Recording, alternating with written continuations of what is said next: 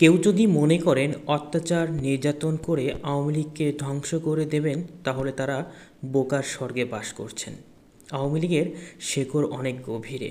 এই দেশের জন্মের সঙ্গে আওয়ামী লীগের সম্পর্ক। দেশের ঐতিহ্যবাহী দল আওয়ামী লীগ শক্তিশালী হয়ে ফিরে আসবে। দেশের অসমাপ্ত উন্নয়নের কাজ এগিয়ে নিয়ে যাবে। বাংলাদেশকে বিশ্বের বুকে একটি নতুন উন্নত রাষ্ট্র হিসাবে প্রতিষ্ঠিত করবে। বৃহস্পতিবার দুপুরে ভেরিফাই ফেসবুক পেজে দেশবাসীকে এই বার্তা দেয় আওয়ামী লীগ। দেশবাসীর উদ্দেশ্যে দেওয়া পোস্টে বলা হয়, জানি আপনারা ভালো নেই। দেশের সার্বিক অবস্থা চারিদিকে সবার মাঝে এক সংকটময় অরাজক পরিস্থিতি তৈরি করেছে। বাংলাদেশ আওয়ামী লীগ এবং দলের সভানেত্রী শেখ হাসিনা যে কোনো পরিস্থিতিতে আপনাদের পাশে আছেন এবং থাকবে ইনশাল্লাহ।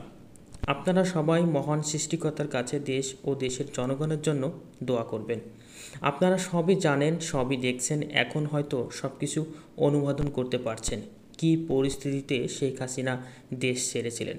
ষড়যন্ত্রকারীরা আরও লাশ চেয়েছিল, তিনি চাননি আর কোনো বাবা মায়ের বুক খালি হোক, তাই সময়ের প্রয়োজনে এই সাময়িক পদক্ষেপ নিয়েছেন। আপনারা দেখেছেন আদালতের রায় শিক্ষার্থীদের সব দাবির পক্ষেই গিয়েছে। শেখ হাসিনা ও আমাদের সরকার তাদের সকল দাবি মেনে নিয়ে তদন্ত সাপেক্ষে সুষ্ঠু বিচারের নিশ্চয়তা দিয়েছিল। নিহত পরিবারের পাশে দাঁড়িয়েছিল, আহতদের বিনা খরচে চিকিৎসার ব্যবস্থা করেছিল।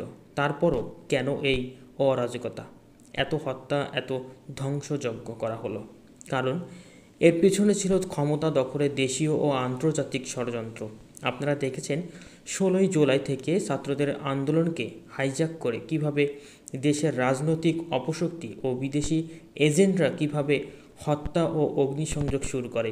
এমনকি ছাত্রদের উপর 7.62 রাইফেল ব্যবহার করে গুলি চালিয়ে পরিস্থিতিকে অগ্নিগর্ভ করে তোলা হয়।